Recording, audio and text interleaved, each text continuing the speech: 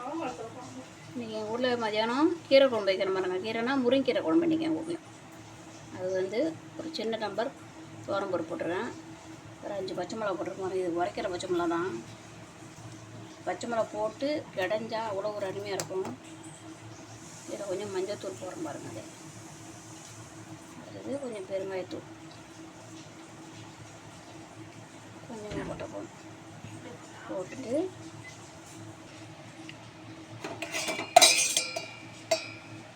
பருப்பு பொங்கி மேலே வராமல் இருக்கிறதுக்கு ஆன் பண்ணலைங்க. ஐயோ,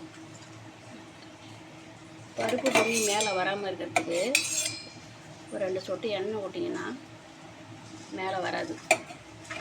வீட்டில் ட்ரை பண்ணி பாருங்கள். அந்த இப்போ அதை கொதிக்கும் போது ஒரு தக்காளி ஒரு வெங்காயம் அரிஞ்சு வச்சுருக்கோம் பாருங்கள். இதிலே போட்டுறேன். இதெல்லாம் வேகணும். கொதிக்குது பாருங்கள் பருப்பு நல்லா. இது வெந்ததும் பச்சை மிளகா போட்டோம்னா அந்த உரப்பு போகுதுன்னா அதை விட்டுடலாம். இல்லை ஒரு வேளை கலர் வேணும், இன்னும் கொஞ்சம் காரம் வேணும் அப்படின்னா வீட்டில் அரைக்கிற மிளகாத்தூள் இருக்கு பாருங்கள். அது ஒரு 1/4 ஸ்பூன் போடுறேன். நிறையா போடல, 1/4 ஸ்பூன் போடுறேன். போட்டோன்னா அது கொஞ்சம் கலர் கொடுக்கும், வேறு ஒன்றும் இல்லை. இல்லைன்னா வெள்ளையாக இருக்கும். 1/4 ஸ்பூன் போட்டுட்டு இது ஒரு 4 கொதிக்கணுங்க.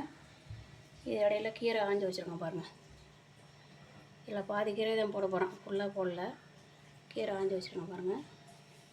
கீரை வச்சுட்டு இதுக்கு தேவையான அம்மியில் நடத்தி ஒரு 1/2 ஸ்பூன் மிளகு, 1/2 ஸ்பூன் ஜீரகம், ஒரு 4-5 பல்லு பூண்டு அந்த கீரையை மேலே வச்சு அதுக்கப்புறம் இறக்கி வச்சு தான் கடையணும். கடையும் போது காட்டுறேன் பாருங்கள். இதுக்கு தேவையானது உப்பு போடுறோம் பாருங்கள். இப்போ போட்டுட்டு இப்போ கீரையை வைக்க போகிறேன்.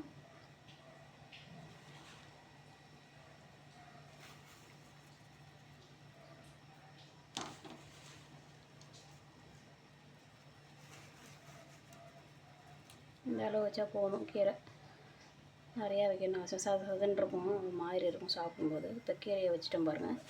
கீரையை வச்சு கொதி வரும். கொதி வரும்போது மிளகு ஜீரகம் நுணுக்கி வச்சுருக்கோம் பாருங்கள்.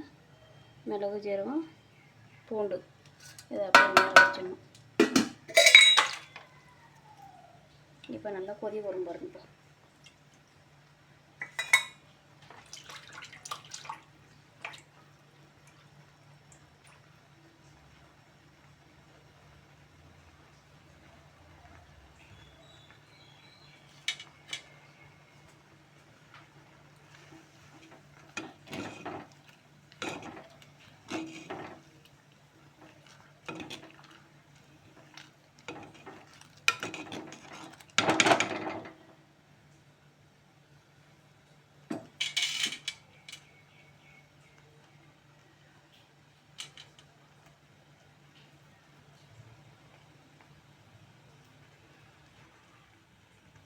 நிறைய நாள் வந்து கொதிக்க விடக்கூடாது. ஏன்னா கீரையோட பச்சை போயிடும், பச்சை கலரு. இல்லைன்னா அப்படியே கருத்து போயிடும் கீரை.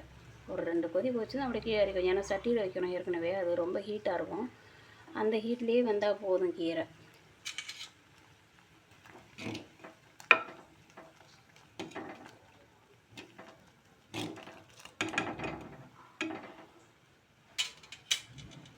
கொதிக்குது பாருங்கள்.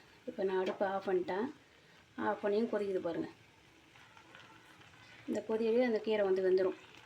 ரொம்ப நேரம் வந்ததுன்னா கருத்து போயிடும் அப்படியே.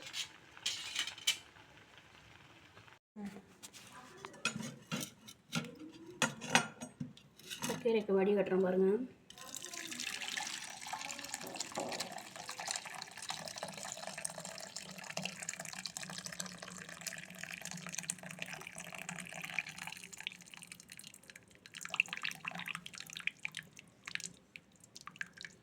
இந்த மாதிரி வடிகட்டின பிறகு மொத்த வச்சு கரையணும் நல்லா. ஏற்கனவே உப்புலாம் போட்டோம்.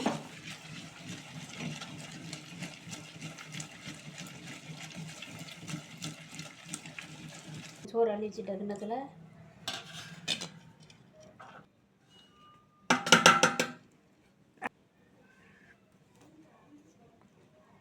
போட்டாச்சு. அப்படியே இந்த சட்டியில் வந்து கொஞ்சம் சுட சுட சோத்தை போட்டு சாப்பிட்டோன்னு வச்சுக்கலாம், அது ஒரு டேஸ்ட்டு தனியாக கொடுக்கும். எப்பயுமே நம்ம கடைஞ்சிட்டு சட்டியில் கொஞ்சம் சோத்தை போட்டு சுட சுட சாதம், சுட சுட கீரை. இது வந்து கிடையிற கீரை. இதுக்கப்புறம் நம்ம தண்ணி வடிக்கணும்ல, அது ஒரு மெத்தடு. இது இப்படியே போட்டு சாப்பிட்டா இது ஒரு டேஸ்ட்டாக இருக்கும். வீட்டில் செஞ்சு பாருங்கள்.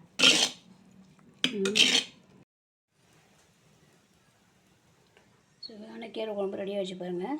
இருத்து வச்ச தண்ணியை வந்து இதில் ஊற்றி வச்சுருங்க பாருங்கள். இப்படியும் பண்ணலாம். இல்லைன்னா நமக்கு தண்ணி வேணாம், நான் கட்டியாக தான் வைக்கணும் அப்படின்னு ஆசைப்பட்டிங்கன்னா, நம்ம எவ்வளோ தண்ணி தேவையோ அதுக்கு தகுந்த மாதிரி தண்ணி கொஞ்சமாக வச்சு வேக வச்சுக்கணும். வேக வச்சு நான் கடைஞ்சி காட்டினேன் பாருங்கள் சட்டியில். அதுமாதிரி கடைஞ்சி சாப்பிட்டு இன்னும் சூப்பராக இருக்கும் பாருங்கள். இப்போ தாளிக்க போகிறேன் கீரையை. தாளிச்சிட்டு ஊற்ற போகிறோமாங்க. தாளித்து ஊற்றின பிறகு சோம்பு தூள் இருக்குது பாருங்கள், தெரிஞ்சிருக்க தூள். அது எல்லா வகை கீரையாக இருந்தாலும் கூட்டாக இருந்தாலும், புடலங்காய் கூட்டு, முட்டைக்கோஸ் கூட்டு, அவரைக்காய் கூட்டு இதெல்லாம் வச்சா சோம்பு தூள் போட்டு அவ்வளோ ஒரு அருமையாக இருக்கும் பாருங்கள். இது கொஞ்சம் மேலாப்பில் எடுத்து விட்டணும். இப்போ சுவையான கீரை தண்ணி சாம்பார் ரெடி. இந்தமாரி வச்சு சாப்பிட்லாம். பிடிச்சா லைக் பண்ணுங்கள், ஷேர் பண்ணுங்கள்.